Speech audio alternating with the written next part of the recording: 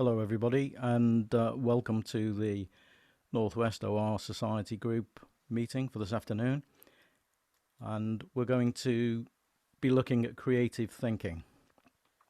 I'm Tony Hines, and as well as doing this presentation, I'm the chair of the committee for the Northwest Group, and there are a couple of committee members online too. So at some stage, this is going to be an active session. As we move through, I'm hoping to slot people into some of the rooms with some of the things, some of the activities we have planned. But first of all, I'm going to do the prequel. As they say in all good films, I'm going to talk about the prequel to creative thinking. But even before that, I'm going to ask you a question. I want you to rate yourself on a scale of 1 to 10, 1 being never and 10 being always. Do you consider yourself to be someone that plans everything to achieve a deadline? Or do you consider yourself to be someone who procrastinates, failing to achieve deadlines? So I'll give you a few seconds to answer that question.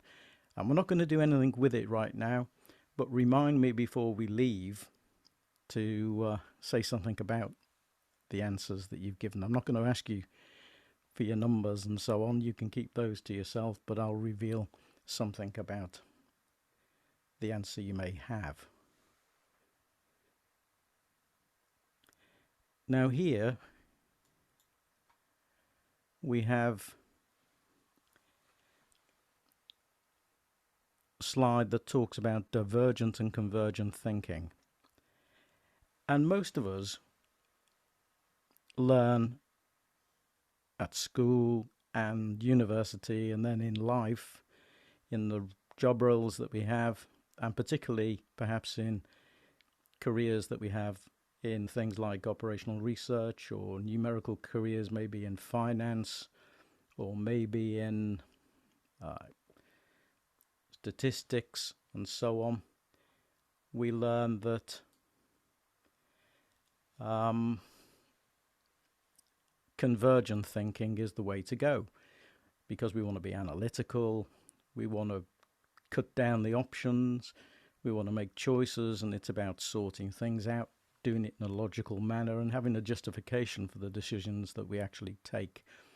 And we're usually adopting a critical thinking style, and we usually have some rules to follow when we follow this convergent approach. But the precursor to any creative thinking that we're talking about today is the notion of divergence and divergent thinking. It's not about closing down options, it's about opening up options. It's about finding out, not sorting out. And here are some of the things about convergent thinking. First thing we do is the things on that list, and we adopt some kind of deductive reasoning in our approach. And it's something we're all very, very familiar with. Excuse me, Tony, you're still on your brainstorming slide? Really? I'm clicking through the slides here. Thanks very much. Thanks for telling me. So why is that happening? The slides seem to be changing on my screen, but why is it not changing on your screen? Question.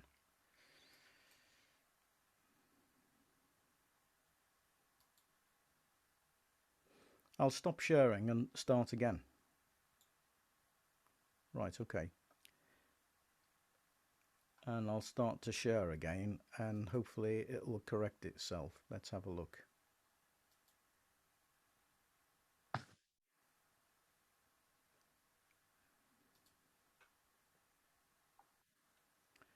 Righto.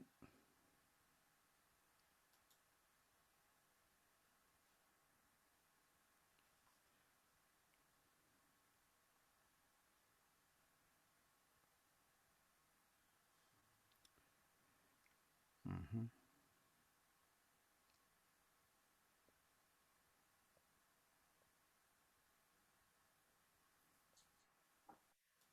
Try that again. Didn't like that.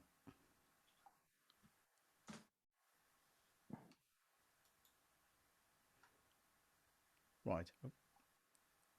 So presumably the slides are up. The slides are up. The one I can see is the brainstorming slide, Tony. Okay, right. So you didn't see the creative thinking slide. You've got the brainstorming slide. Yep. Oh, right. Okay. So what I can see on my screen is that now it's changed. So I've got a list of slides down the left, and then now the one that's on the right in the larger pane has changed. So I can see creative thinking for analysts now. Okay. I'm just going to stick with that. If you can see that, I'm not going to stop. I'm going to stick with that. It's big enough, isn't it, to read? It's big enough. Yep, I can read it. Thanks, Tony. Okay, good. So I asked you to rate yourself initially, and presumably you might want to just reread that question and re-rate yourself on that.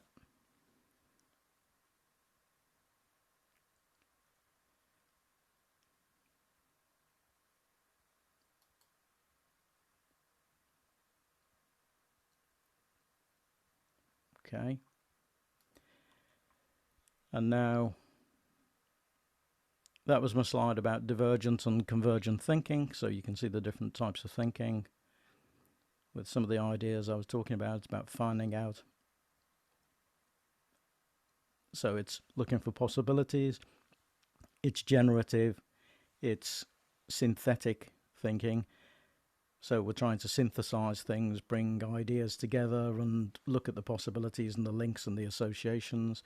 And convergent thinking is about making choices and limiting those choices by some constraints or some rules that we put into our thinking process. And then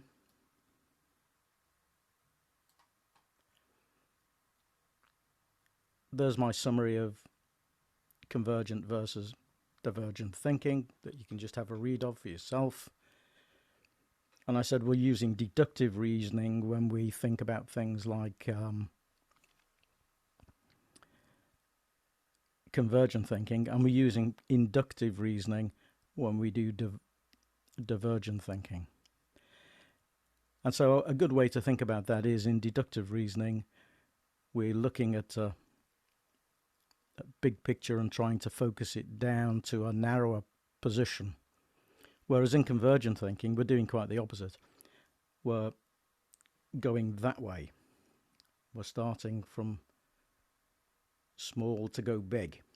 So we're aggregating rather than disaggregating.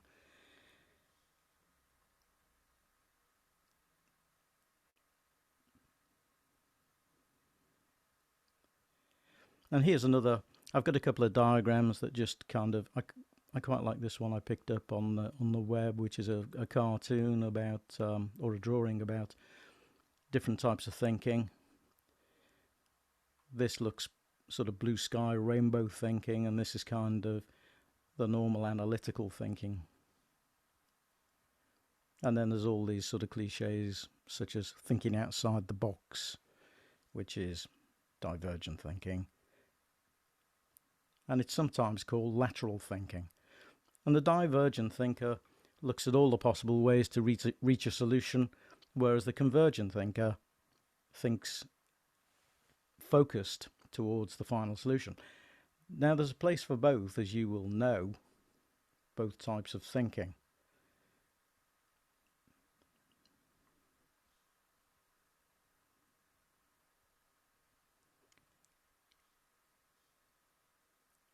But that's the key to divergent thinking.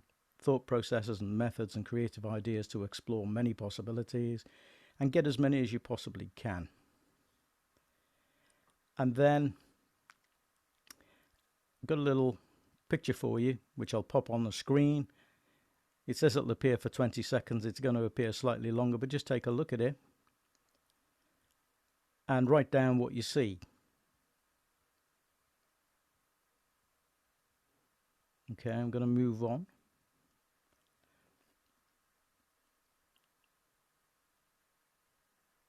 I'll come back to what you saw in a second or two.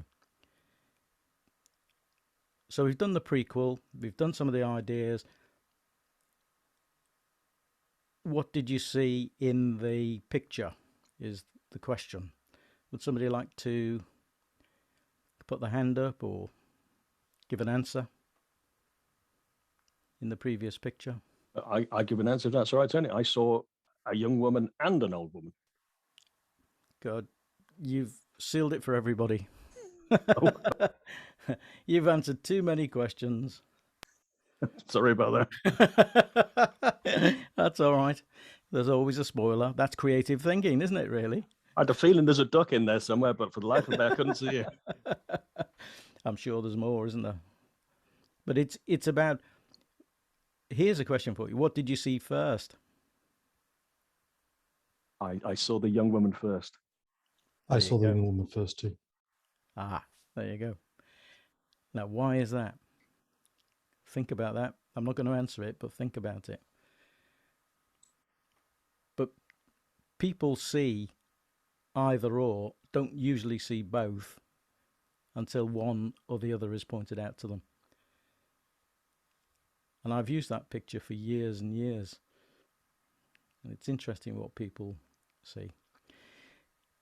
Okay, all will become clear. Creative thinking is divergent thinking. We try to put aside our preconceptions. It's what people say when they, I think sociologists call it bracketing, putting any preconception to one side and moving on with an open mind and a curious mind to find out what's happening. There are no constraints in divergent thinking, and it's often referred to as blue sky thinking. You'll see terms like blue sky, lateral thinking, those sort of things to describe what's happening. Who's it? What is it? Well, that's what it is. It's divergent. Who's it for? Everyone. We all have the capacity to be creative thinkers, whether we choose to do it or not. We can learn how to do it using some simple tools and techniques, but we shouldn't be constrained by those tools and techniques. Why do we use it? We use it to, it's a generative technique. I've mentioned this a couple of times. It's generative, not focusing down, it's opening up. And it's what Edmund Husserl might have called the horizons of our experience. We're opening things up so that we can see more possibilities. It's about seeing those possibilities. And some people say it's very useful when they look at wicked problems. Now, for those of you that don't necessarily use the term wicked problems, it may not be what you think, but a wicked problem is a problem that's not particularly well defined. So if you've got a problem that's unstructured in some way, then these types of techniques on creative thinking can be employed to some good effect. And so that's something to bear in mind. And it's an encouraging technique. Let's take a look at how it works. I'm going to introduce you to about, I think there are 8 techniques or tools for creative thinking that I've put together for this session. And most of you will be experts on brainstorming now because it was on the screen for about the first 10 minutes, I think. So we're going to take a look at that in a second, but we're going to have a look at some of the others as well, like the 5 whys, the mind maps, the 6 thinking hats. Lateral thinking is a generic term for everything involved with this type of thinking. Projective techniques, random word association, and picture association. It's about doing things differently and doing different things when we think about creative approaches to our thinking.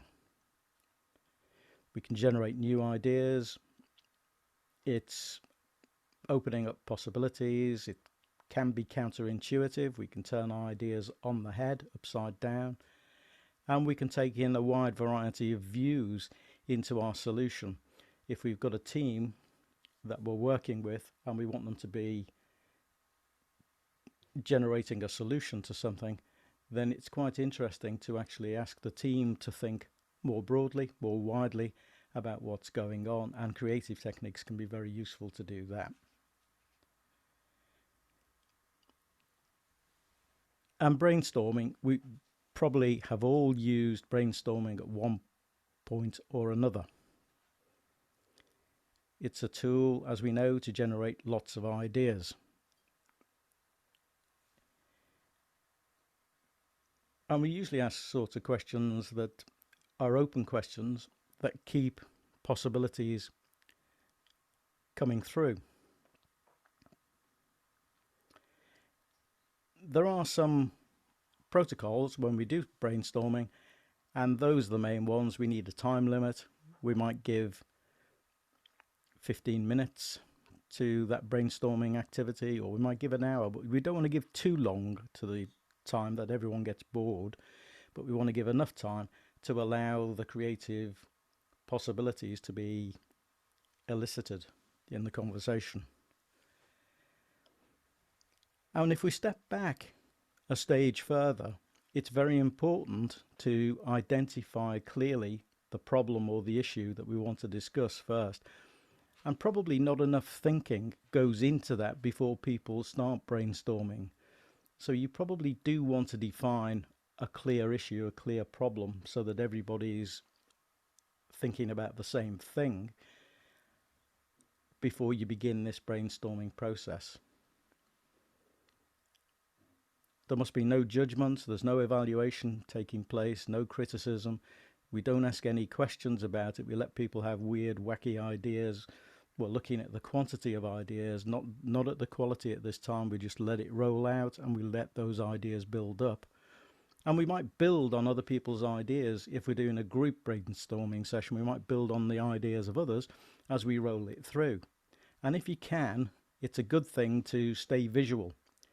And what I mean by visual is to draw things, use post-it notes, use screen displays, use all kinds of other support mechanisms that can make something visual. But you've got to keep control of the conversation. Okay, we're going to do a couple of activities if we can, and we'll try and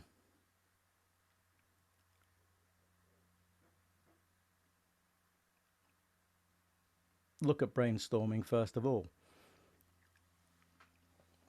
So here's something.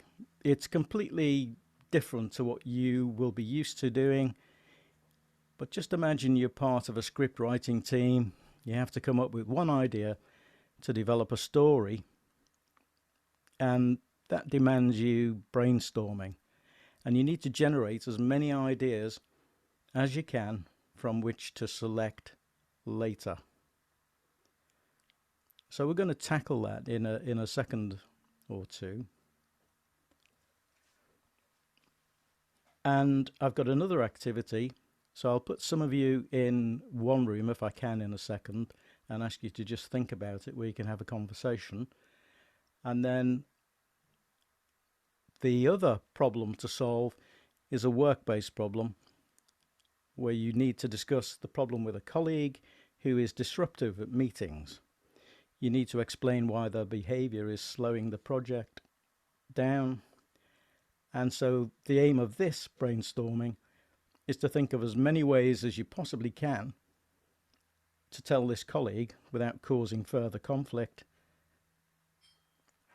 And you need to be creative. Okay, I'm going to pop you into, I'm just looking, we've got 18 people, so we could have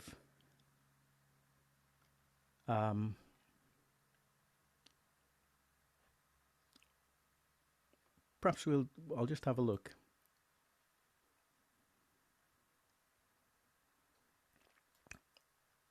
I'm going to allocate you to breakout rooms and see if it works. I'll bring you back if it doesn't, I hope. I'm going to assign you automatically. I'm going to create, if we've got 18, we can go for 3 breakout rooms, can we? That's 6 in each room. That's not too many, is it? But enough to have a conversation. But the brief is to answer those questions. Is everybody clear about the brief? I'll come to the room and tell you again what to do.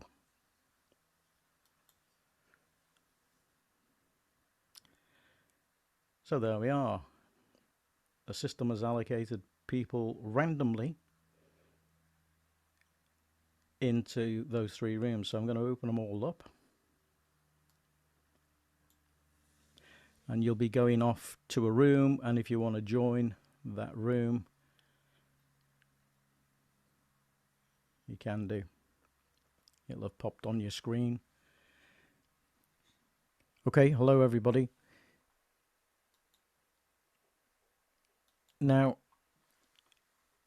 would somebody from each of the rooms like to summarize the discussion of the room? Don't be afraid to volunteer. I can for room 2, Tony. So that's me, Rosa and Declan. Yeah. We started off with the creative scripts. I think you joined us at the point where we said, oh, we're a little bit shy about kind of, throwing ideas out there. Yeah. We did have some. We were talking about global pandemics, animals. We talked generally just like going first and just putting your ideas out there was a bit awkward. And then we kind of quickly moved on to the meeting etiquette, and I think we probably had a few more outputs from that. And I don't know if that was because that was something we were all kind of familiar with, we could associate with. But we went from a range of things, to things we could do to try and control the meeting, things we could do outside of the meeting as well. So we had quite a list of things for that. Okay. Thanks, Alison.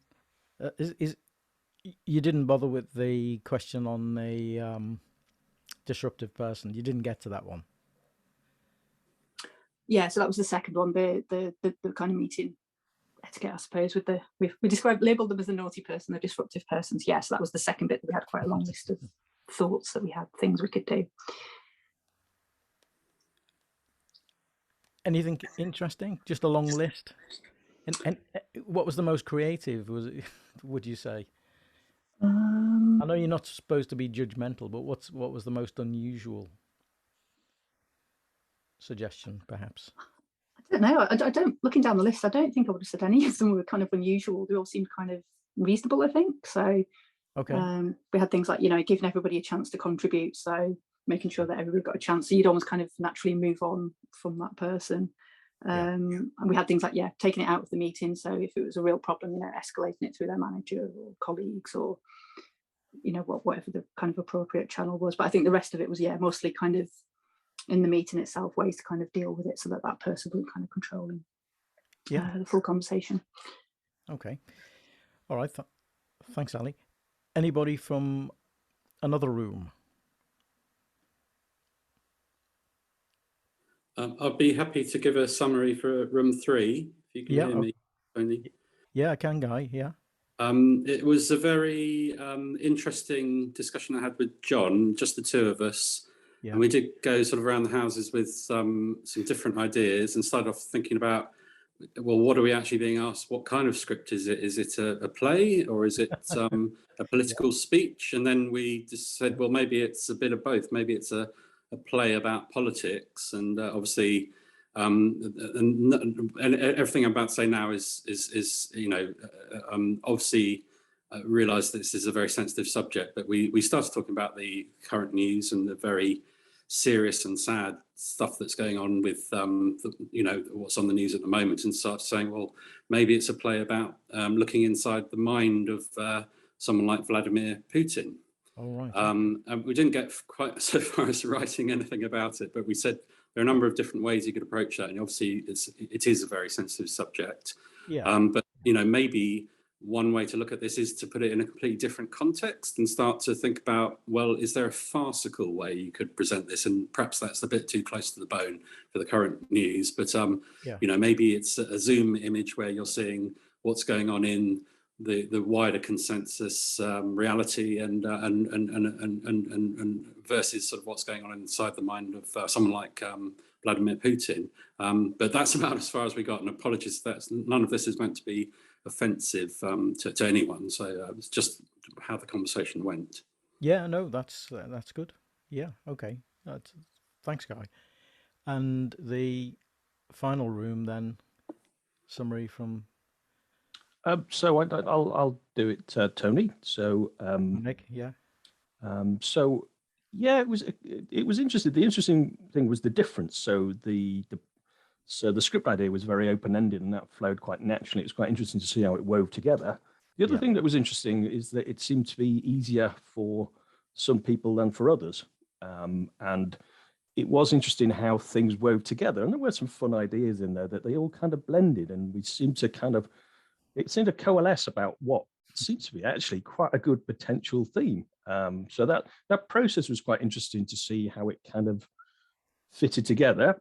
The colleague meetings one, actually, there was quite a lot of, it came back to what you said about specifying the problem, because we weren't quite sure what the problem was, what was unacceptable, what was the concept. So there's quite a lot of, what are they talking about? What do they mean?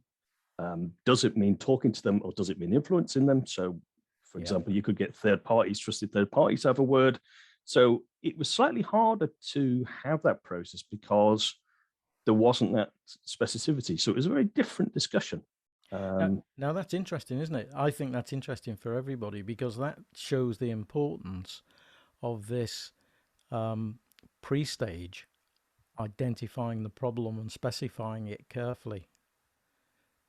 So if you're going to use these techniques in practice in your organization or in your teams, then you do really, before you start, need to put some hard work in to specify what the issue is carefully. And then you can do the brainstorm, and it's probably more productive. So I think that's what the message is coming out from the example you've given, Nick, isn't it? Very much so. And it was there were two noticeably different processes. The feeling for me was very different between the two. Yeah. Good. Well, that's it. Thanks to everyone who made it to the rooms. And a couple of people didn't. I don't know whether it was a technical issue, a technical problem, but it could have been. But let's move on. Now, here's another technique that people use occasionally when they're really stuck on, maybe it's writer's block. If you were writing a novel, or you're writing something, or you wanted to present a storyline, it might be, for example, if I take it to a context, if it's a marketing context and you looked at this table of random words, this is a random word generated table, and you can get these online. You can essentially go into pieces of software where you just ask for a random table, and you can ask for a random table of words related to a topic if you want to, but it will throw up all sorts of words. In this case, this is just a general random table. And what I sometimes do with this table, or what I have done, is ask people to take 5 or 6 of those words, put them together, and then make a storyboard around it, or actually develop a one-line paragraph about a story. So probably in the story writing exercise that you did, if you'd have taken this table with you, if you were really stuck, you could have picked out a few of these words and used the random table creatively to put together some ideas. And it's surprising that out of a random word table, sometimes you can generate really useful ideas, even though the table is random in the first place. It starts you to think about things around stuff. But I'm not going to spend too much time asking you to do anything with the random table at the moment. I'm going to move on to the next bit. That was the activity, the alternative activity, where we would have used a random table, but we're going to move on.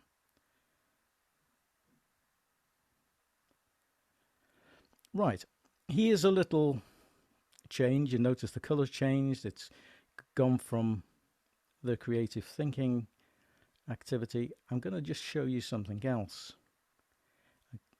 And I'm going to let you look at those numbers for 20 seconds. You might be more used to looking at tables or matrices with numbers in.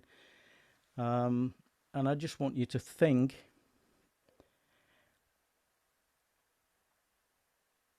what characterizes the table, if anything.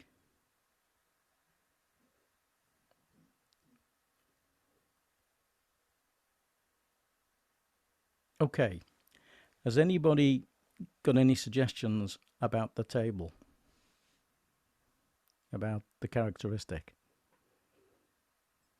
I've got an idea. Okay. The number 15.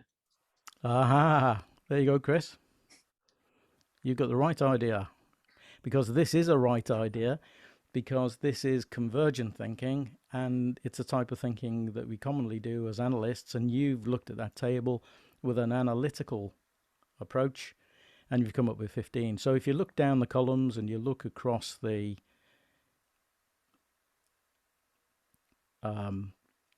matrix, or you look at the diagonals on the matrix, the addition of all of those comes to the magic number 15. So well done, Chris. If I had a prize, I'd give it to you at this point, but I don't have anything to it's difficult over Zoom, isn't it, to give stuff out. I'd have certainly bought you a pint at the end of the session. So perhaps I owe you one next time we meet in person. Okay, let's move on. At another technique that's often used is this idea of 5 whys. Solving problems demands clear thinking. Don't jump to conclusions when you're faced with a problem. Look at that problem and ask the question why, and keep asking that question until you run out of ideas. And does anybody have any idea? You might have seen this before, this 5 whys technique. Do you know where it came from? Was it journalism? There was No. six whys of journalism. No, it wasn't. So No, I don't think so. It came from Toyota manufacturing. And they were looking at the problems of building a car. And Mr. Toyota and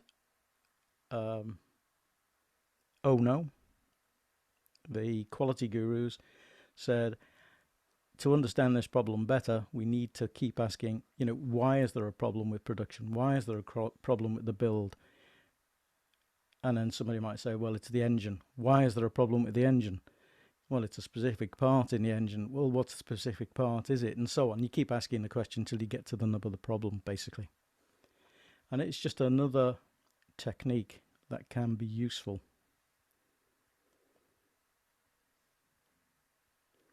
Okay, not going to say too much about that. Mind maps is another generative process. And here I've done a mind map of a mind map.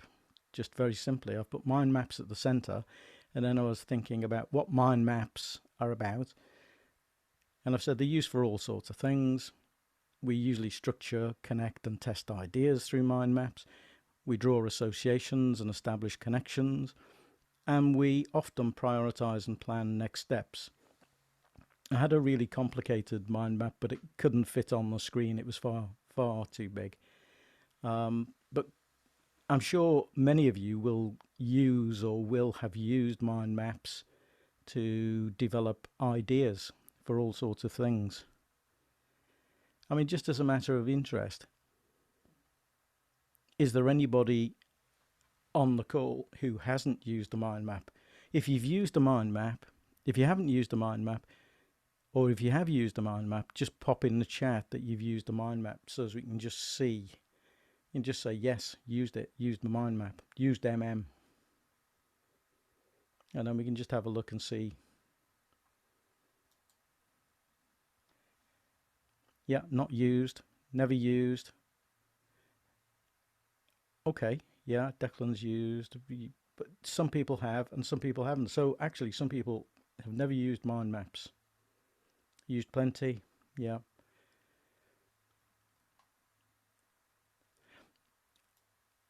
Okay, Not used. Righto. You can actually do a mind map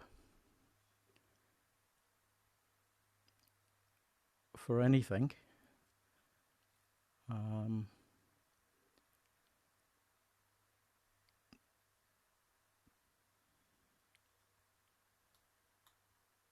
Just looking across the system here, but I can't find it. I don't think I can't see the drawing tools added to this menu. Optimize. No.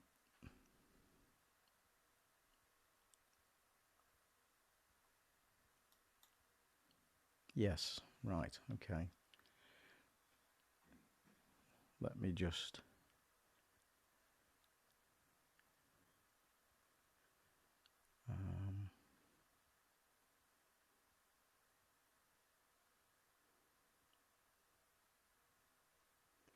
I think on this I can only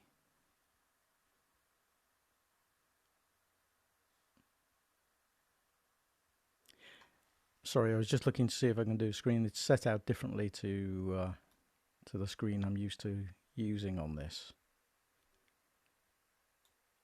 I was hoping to get a blank page up, a screen, and just draw a mind map and take you through it. But it's very simple. What I use the mind map for, I generally put the main issue I'm looking at in this central piece here, and then I spring off with the ideas to the left and the right and just draw arrows of association basically between different parts of the map.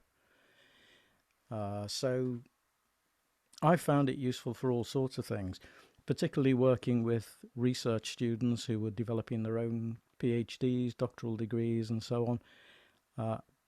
Put their topic at the center and then develop a mind map of all the ideas that they generate about that project onto the screen, and then look for associations and build up.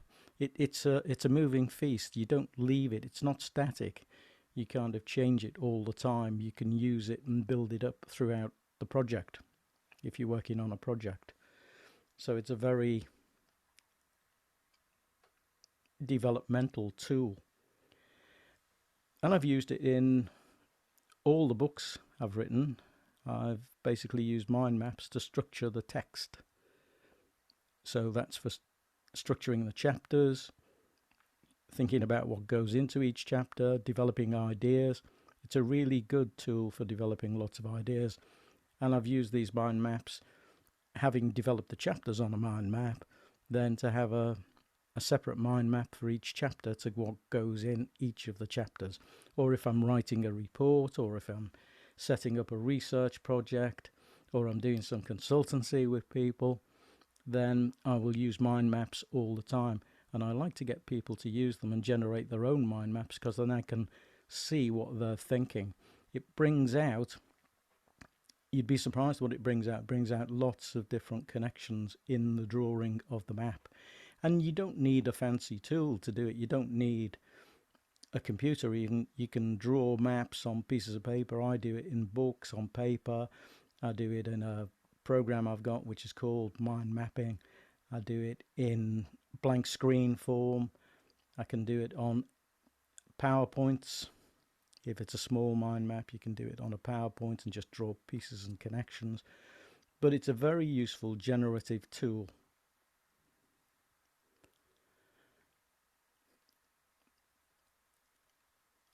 And I'd suggest that one of the things you might want to do is pick your own activity. I've picked one here.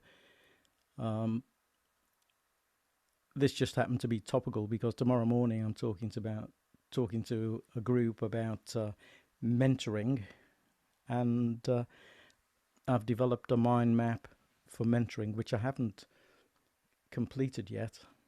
It's something I'm going to do after this meeting today.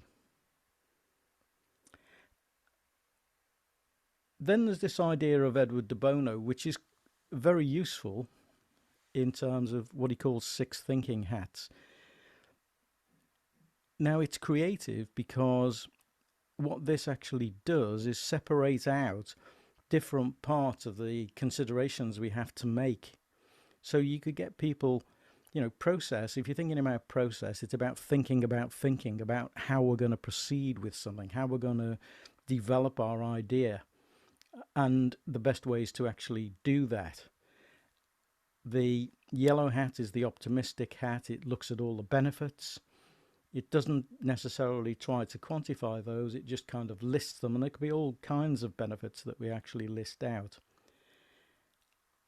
Something that you'll be familiar with, and anybody that's analytical is familiar with, is the facts. We search for the data, for the information that we want to bring together into an argument.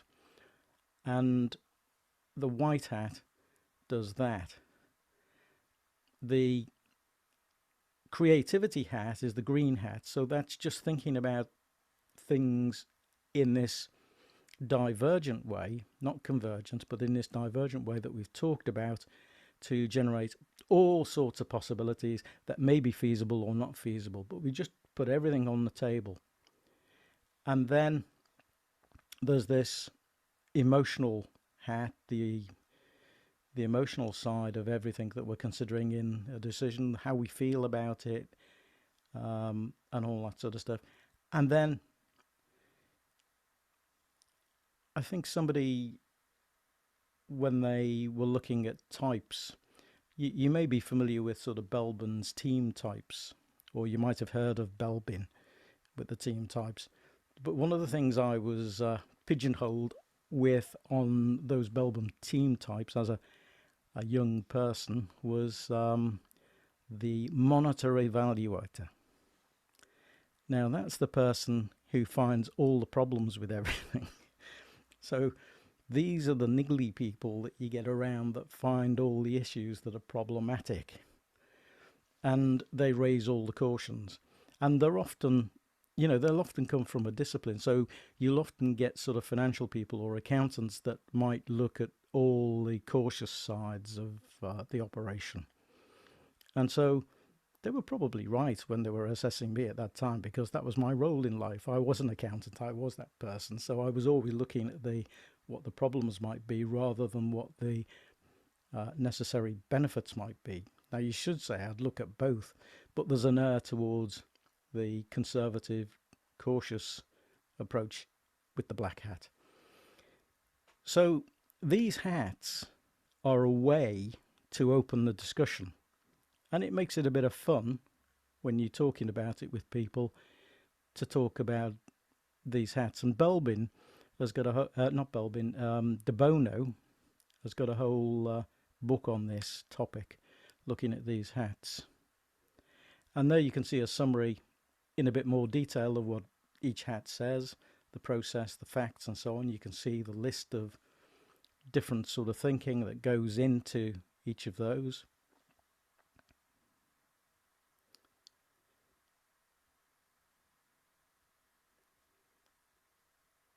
And so what you could do, if you had a problem and it's a big team that you've got, you could hand each of your large team a hat.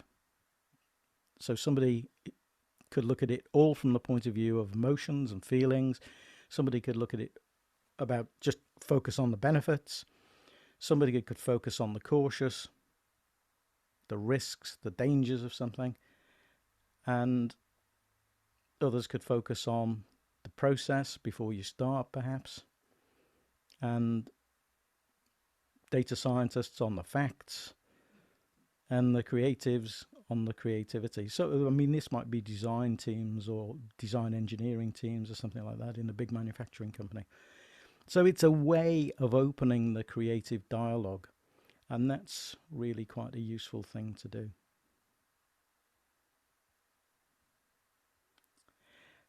Just before I go on to projective techniques, are there any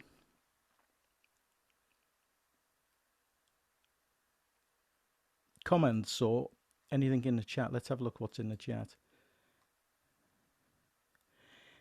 If you want to just use the chat just to put in and say if you could contemplate or think about using any of the tools that you've seen so far in your own work situation, that might be quite interesting.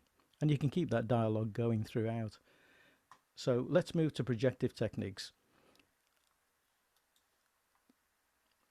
Now, these are often quite useful. What you're trying to do with a projective technique is, again, to open up possibilities. You're trying to create something with the widest possible view, or a storyline or something. And you're trying to, with a projective technique, you're trying to uncover somebody's unconscious feeling. Not necessarily what they would think about, plan and say, but you're trying to catch, dare I say, catch them on the hop, or catch something quick so that they respond very quickly. And this is often used in all sorts of situations. Projective techniques are used quite a lot in brand building or marketing activities, or in psychology to understand personality. And the sort of tools that are involved, I've got 8 of them listed, and I'm going to just take you through quickly, just have a look at them. The third person is often called the Friendly Martian, and you get people to talk about something without making it personal, so they don't feel obliged to talk about themselves or about something that affects them. You ask them something else. It's an impersonal thing. So you might, for example, in this situation, sorry about the spelling of mobile devices, by the way, it's mobile. Without their mobile devices for a week, how do you think most people would feel if they found themselves without their mobile device for a week? Now, that question depersonalizes it, but it does reveal to the questioner what that person is really thinking about that situation, because you're asking a person. Excuse me, I'll just take a sip of water. But while you sip, stay with the mobile. That could be any personal device that somebody relies on. What would they do with that particular aid taken away from their life for a week? Not just a piece of electronic technology. Yeah. Oh, it could. That's right, John. Yeah, it could indeed. It could be anything. It doesn't have to be a mobile device. It could be anything at all. But the idea is it's depersonalizing it. It's away from the person, so you're not kind of being judgmental about the person, but you're asking them for a view without directly asking them for their view. And that can be useful in all sorts of situations. I'll move on. Word association. The assumption here is if you ask a question quickly, you get a spontaneous answer that reveals the subconscious thought. So if I said, what do you think of when I say fizzy drinks? Just write down on the chat what you think.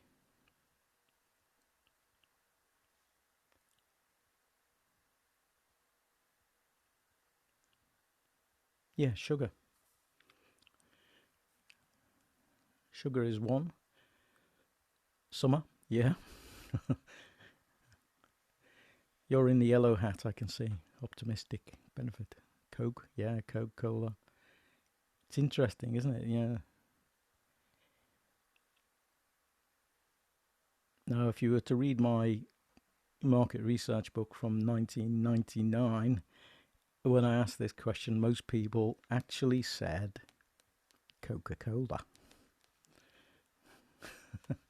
So I've prejudiced some people's answers maybe, but it's interesting. And it's interesting if you want to find out about the strength of a brand or something like that. Because if you want to find out about the strength of a brand and you ask them about fizzy drinks and not Coke, if I was just to go along and say, how do you feel about Coca-Cola? Then you'd get all the trite ideas about what Coca-Cola is and how important it is, and it might be revealing in some way. But if you ask about fizzy drinks and everybody mentions Coca-Cola, you know that brand has got to be fairly strong in the marketplace because it's in the minds of many. And so if you do a lot of this word association with people, you start to get an understanding of what's being said to you, particularly in that marketing context. I could ask about transport. Then there's this idea of sentence completion. This is an interesting idea because you can see the sentences there, and often they give cards to people with these sentences on, and then they say, and at the end of the sentence where the dots are, you complete the rest. So you can do some of that in the chat if you want to. You can pick any one of those and just complete the sentence, and that might be a good start. Just have a go at that.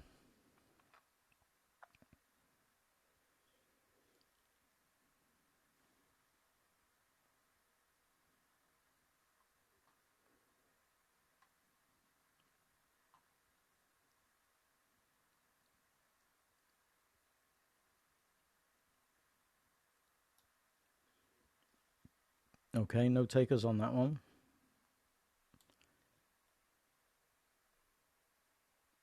Oh, maybe. Yeah, okay. People who like to cook are usually healthy. Okay.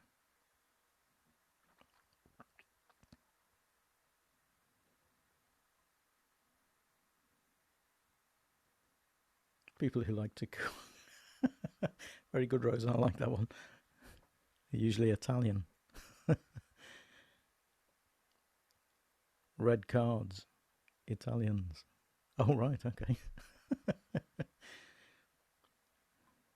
It's cars, John, not cards. Did you mean cars?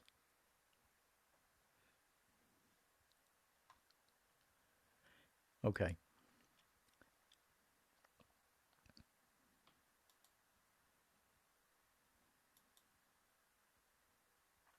Now here's one to complete. And you can all have a go at this because a lot of you on the call will be members of the OR Society. And you could say, I like being a member of the OR Society because. And you could write down whatever you want.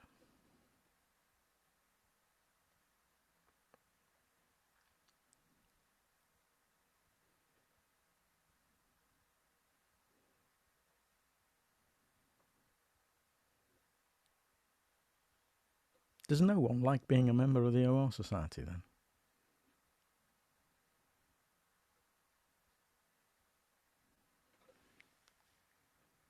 Ah.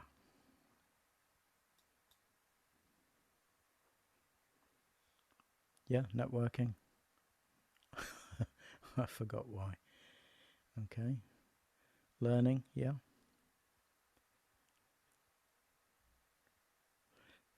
So I've got a couple of answers: networking, learning, and the rest of you are remaining in knowledge sharing, yeah. Okay, because I know I will have a view of the latest techniques, yeah. It's a good way to meet interesting people, yeah. Okay, so it's interesting that you come out and say that. I get to join sessions like this. Okay, that's good. Promoting OR and its ideas is important, yeah. So you can see it can generate, it can start to generate lots of ideas, particularly if it's something that's important to you. So you could use this technique in all sorts of ways. And then here's another one. I would like NWORG, that's us, the Northwest OR group, to have meetings that.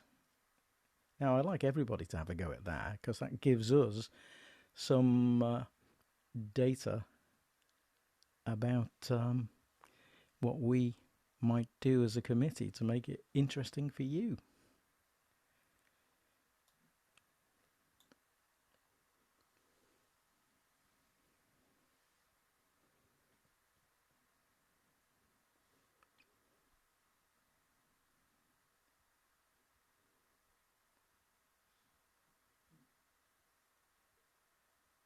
I'll leave that one running. I would like NWOR group to have meetings that something.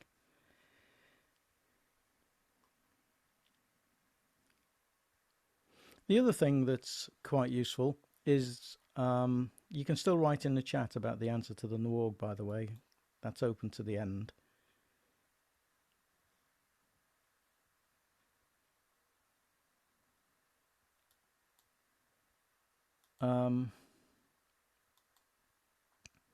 Is this idea of story completion. Present a scene and then ask what happens.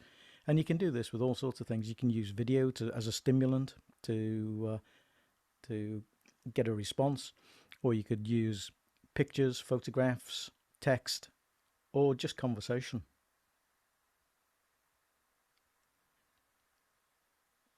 And I'll give you a couple of examples here.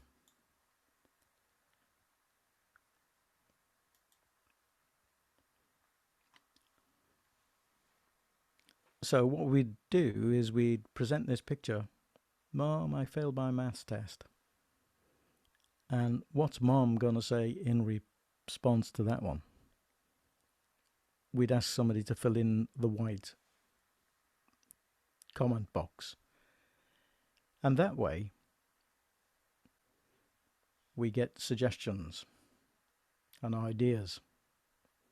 And if we get lots of people to do this, not just one person, but we give cards out with that photograph on and we handed them round a room, we'd get lots of people writing in the white box different things. And that might give some ideas if you were putting together a guidebook or some notes for parents to deal with failure by the children on some activity or something to encourage them. Then you might get these different responses, and you could pull them all together from those cards, and you could take some of the suggestions, the ones that you thought were really good, and put them into a kind of, here's what you might do.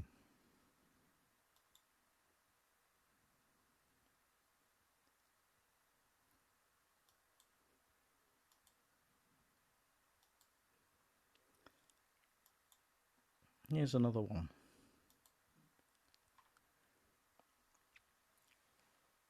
Now this is often used if you brand things. So if you were trying to find out the attributes of a new phone, for example, I could present them with a visual like this and say, you know, I love this phone. And then the bloke says, why do you love it? The lady says, will you get one? And then you fill in the blank. And what happens next could be the next part of it. So that's the story. When we talk about these stories, in these situations, they're really quite useful to unpick what's the reason behind a purchase or a purchase activity.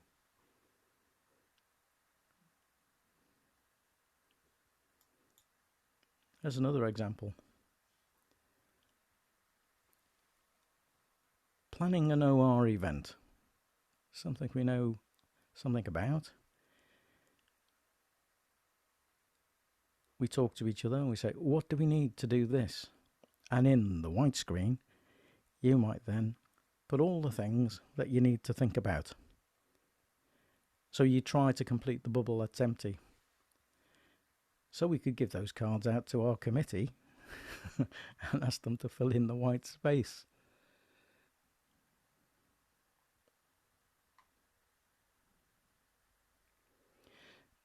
You can see these different types of projective techniques that we've talked about.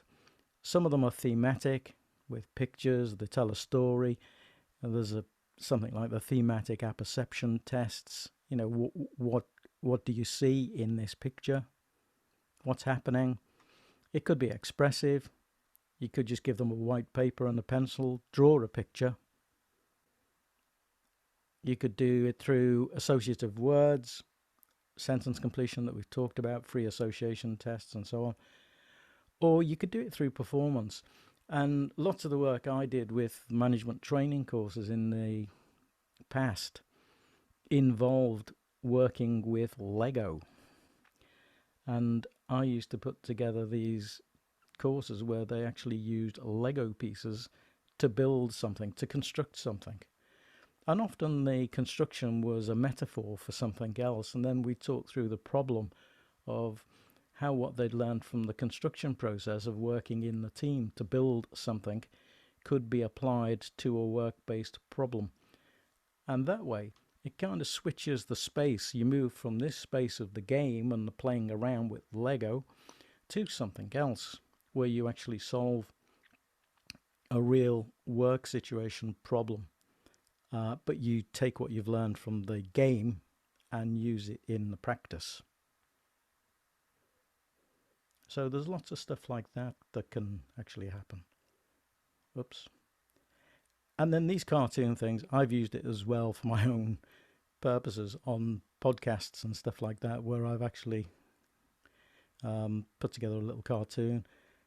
And this was used as an Instagram promotion for that particular podcast. But that was me thinking creatively about how to present the idea. And then there's the idea of the final thing, which I actually quite like. This is from Moreno, I think. He was the original psychologist to think about psychodrama. But psychodrama is used in all kinds of situations. And as you can imagine, it's a play. It's a played out scene that you imagine. So imagine yourself as a brand of car and describe the qualities that you share with that. So I'm going to leave it on that very last question. I'm going to ask you that question. Example, imagine yourself as a brand of car. And I'm going to ask you to pop it in the chat what you think you are as a brand of car. That's pretty creative, isn't it? Thinking of yourself as a car.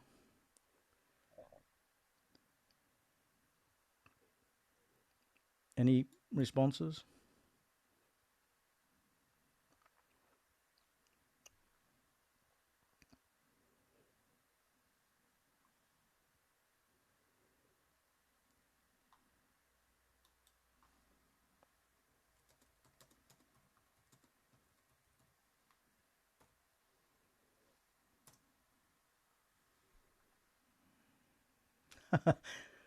Rosa, I thought you'd have gone for that. I must have been typing at the same time as you. One careful owner, right. Classic Jaguar, yeah.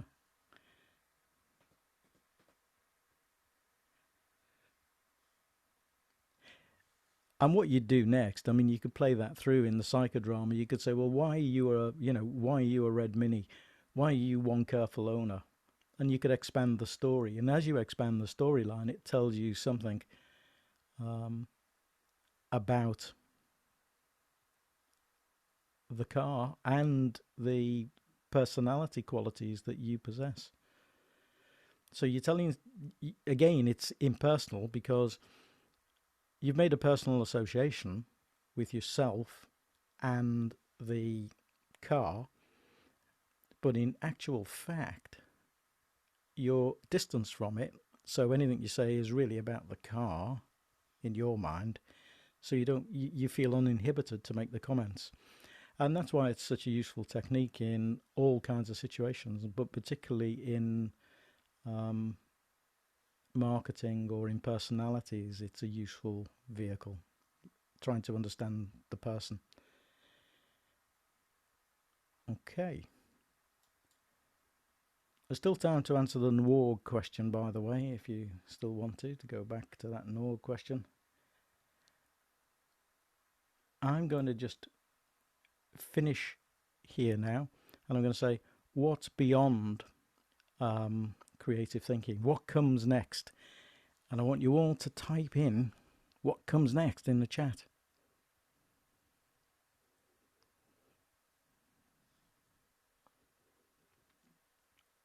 What's beyond creative thinking?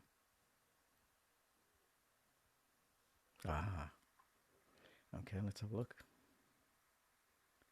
Success? Yeah, could be. That's very positive. That's a yellow hat. Making decisions, taking a direction, yeah. Better understanding of the problem, yeah.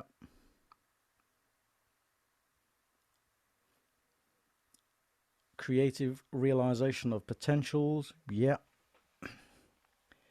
New solutions to old problems, absolutely important, yeah. More creative solutions to old problems. Ways to do things differently, yeah.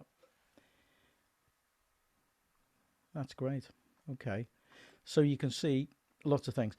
I was going to say that what comes beyond the creative thinking, and I think one of the comments, one or two of the comments came close to it, saying probably some divergent thinking. Once you've done all the creative bit, you've still got to do the, not the divergent, the convergent thinking to then shape up the action plan or where you go next with your idea. And that's pretty important. So that's almost a wrap, but there's one thing I did say to remind me about at the end. Remember the question at the start? You answered it and you put a number on it. Basically asking whether you were a planner or a procrastinator. Were you the planner that achieved everything, or were you the procrastinator?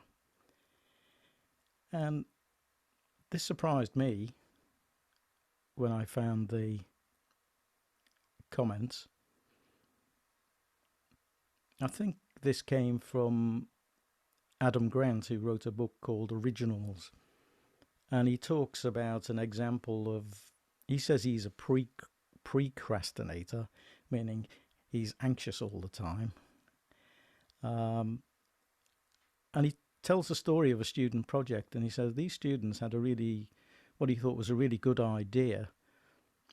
And they were working on setting up a business that would supply spectacles online to different markets.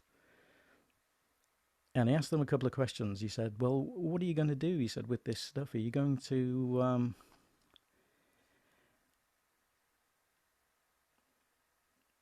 build a website, build the business? Are you going to spend all your summer on it this summer? Are you going to do this full time when you leave the course at university? And to which they replied, to his surprise, nope, we're not going to spend all summer on it because we've got to do other things. And no, we're not going to do burn our bridges. We want to keep backup plans in place in case it goes down the tubes. And he sort of got worried, and he was asked to be an investor in this company, and he withdrew when he found out it was just a day or so before the launch, and they still didn't have the website up and running. And they'd procrastinated. And now that's procrastination to the nth degree, probably. And he thought, well, that's going to be a disaster. And the truth of the matter was that their company, they got it all sorted out within a week. They'd done so much hard thinking and hard looking at all the possible ways that they could go forward, all the creative stuff that they'd done, and brought it all together at the last minute through the procrastination process. And when it launched, it turned into about a $15 million company overnight, and then within 6 months it was turning over something like $150 million or something. So, and he said he'd withdrawn from it because he was worried about their commitment to the project. So there's a story in that. And that's where they were talking about these sort of statistics. It made him go and look at the evidence for different types of approaches. So that's it, folks. We're just about on time.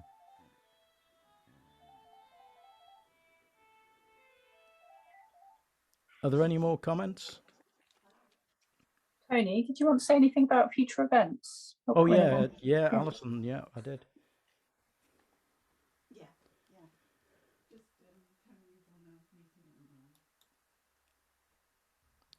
I'm sorry, my wife's running around with a telephone in the background.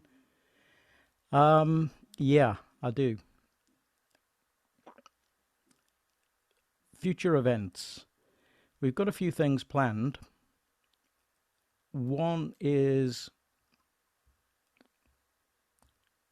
going to happen in the summer, which is we're going to have a visit to GCHQ in Manchester. We can actually say that now. They've allowed us to say that. We had to be very secretive last time and putting announcements out about security in the United Kingdom and so on.